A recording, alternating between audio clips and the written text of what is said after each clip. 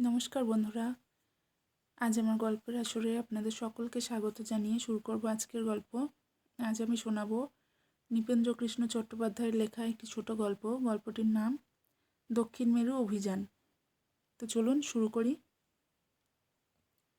জ্ঞানের সীমাকে বাড়াবার জন্য, অজানাকে জানবার জন্য মানুষ যে কী অসাধ্য সাধন করছে বা করতে পারে, ক্যাপ্টেন স্কটের আবিষ্কারের কাহিনী থেকে তা স্পষ্টভাবে বোঝা যায়।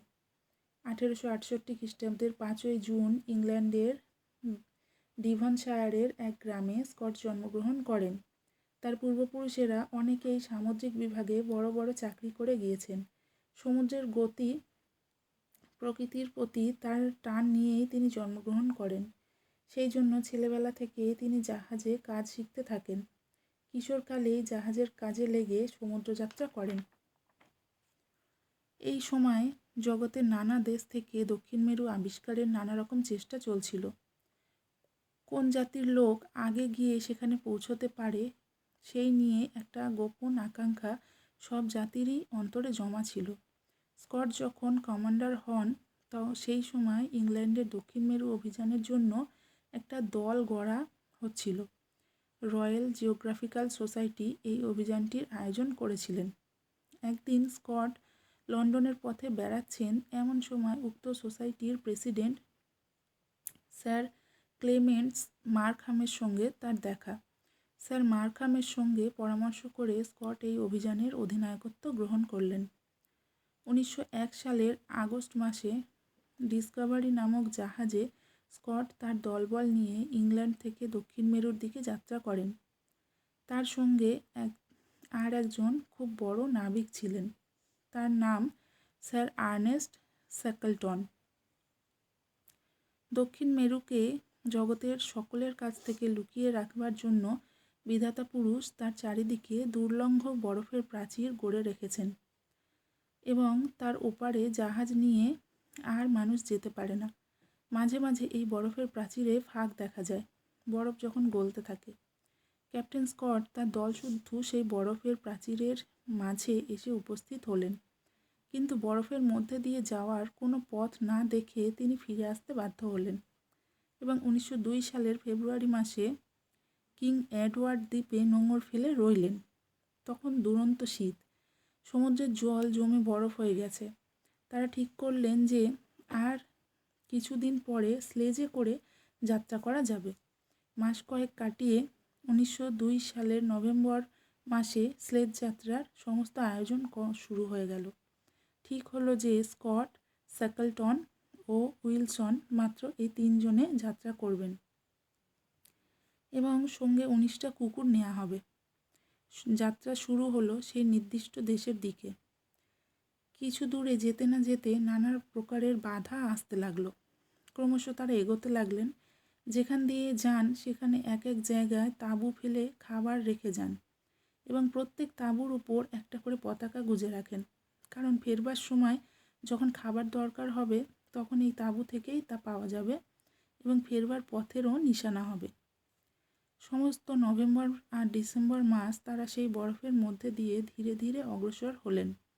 যতই এগোতে লাগলেন ততই বরফের ঝড় তীব্র হতে তীব্রতর হয়ে উঠতে লাগলো। কুকুরগুলো ক্রমশ অবশ হয়ে আসতে লাগলো। এই রকম অবস্থায় আর বেশি দূর এগোনো যায় না দেখে স্কট ফিরলেন। ফিরবার পথে বিপদ আরও ঘনিয়ে এলো। স্যাকলটন অসুস্থ হয়ে পড়ল। খাবারের ডিপোগুলো এত দূরে দূরে পোতা হয়েছিল যে এক ডিপো থেকে অন্য ডিপোতে পৌঁছতে সবাই ক্ষুধায় অবসন্ন ও অজ্ঞান হয়ে পড়তে লাগলো। বিশেষ করে কুকুরগুলো, তারাই স্লেজ টেনে নিয়ে চলেছে। সেই জন্য কুকুরের খাবার জোগাবার জন্য নিরুপায় হয়ে তারা এক একটা কুকুর মেরে তারই মাংস অপর কুকুরগুলোকে খাওয়াতে লাগলেন। এই রকম করে তারা কোনো রকমে জীবন নিয়ে সেই যাত্রায় আবার কিং এডওয়ার্ড দ্বীপে ফিরে এলেন। কয়েক মাস সেই দ্বীপে কাটিয়ে আবার যাত্রা শুরু করলেন। এবার সঙ্গে মাত্র 2 জন সঙ্গী, ইভান্স আর লাসলি। এবার তারা চাকাওয়ালা স্লেজে যাত্রা করলেন, সঙ্গে কুকুর নিলেন না। কিন্তু অনেক দূরে যাওয়ার পর খাদ্যের সংস্থান ফুরিয়ে আসতে লাগলো। এবারেও তারা ফিরতে বাধ্য হলেন। 1903 সালের শেষাশেষি আবার তারা তাদের জাহাজে ফিরে এলেন এবং ঠিক করলেন এবারকার মতো ইংল্যান্ডে ফিরে যেতে হবে। কিন্তু নতুন বিপদ ঘটল। সামনের সমস্ত পথ বরফে বন্ধ হয়ে গেছে। 12 মাইল পর্যন্ত ঘন বরফ পথ আটকিয়ে দাঁড়িয়েছিল। তারা নানা রকম যন্ত্র দিয়ে সেই বরফ কেটে পথ তৈরি করতে লাগলেন, কিন্তু কিছুদিন চেষ্টা করে বুঝলেন এ অসাধ্য সাধন। বরাতক্রমে সেবার খুব শিগগিরই বরফ গলতে আরম্ভ করল এবং কিছুদিন যেতে না যেতেই স্কট দেখলেন বরফ গলে তাদের যাওয়ার পথ তৈরি হয়ে গেছে। তারা এ যাত্রায় যতদূর গিয়েছিলেন তার থেকে আরও 463 মাইল দূরে ছিল দক্ষিণ মেরু, কিন্তু এর আগে কেউই আর দক্ষিণ মেরুর এত কাছে আসতে পারেননি। স্যার আর্নেস্ট শ্যাকলটন 1908 সালে নিজের দল নিয়ে আবার দক্ষিণ মেরুর দিকে রওনা হলেন, কিন্তু তাকে ফিরে আসতে হলো। তবে এবার আরও 97 মাইল যেতে পারলেই শ্যাকলটনের ভাগ্যেই দক্ষিণ মেরু আবিষ্কারের প্রথম গৌরব লেখা হতো। ক্যাপ্টেন স্কট যখন শুনলেন যে স্যার শ্যাকলটন ব্যর্থ হয়ে ফিরে এসেছেন, তখন তিনি আর শান্ত হয়ে ঘরে বসে থাকতে পারলেন না। ঠিক করলেন যে এবার তিনি যে যাত্রা করবেন তাতে হয় দক্ষিণ মেরুতে পৌঁছবেন, নয় ইংল্যান্ডে আর ফিরবেন না। এবার স্কট দক্ষিণ মেরুতে পৌঁছলেন বটে, কিন্তু ইংল্যান্ডে তার আর ফেরা হলো না। 1910 সালের জুন মাসের প্রথম দিকে দলবল নিয়ে স্কট টেরানোভা জাহাজে দক্ষিণ মেরুর পথে আবার যাত্রা করলেন। 1911 সালের প্রথম দিকে তিনি আবার সেই দুর্লঙ্ঘ বরফের প্রাচীরের কাছে উপস্থিত হলেন। এখান থেকে দক্ষিণ মেরু 350 মাইল দূরে। এই 350 মাইল যাওয়া এবং ফিরে আসার আয়োজন করতেই সেপ্টেম্বর মাস এসে গেল। 1912 সালের নববর্ষের প্রথম দিনে 8 জন সঙ্গী নিয়ে তিনি দক্ষিণ মেরুর 170 মাইলের মধ্যে এসে পড়লেন। সেখানে কয়েকদিন বিশ্রাম করে যাত্রার পথে মাত্র 4 জন সঙ্গীকে নিয়ে রওনা হলেন। সঙ্গে যে রসদ নেওয়া হলো তা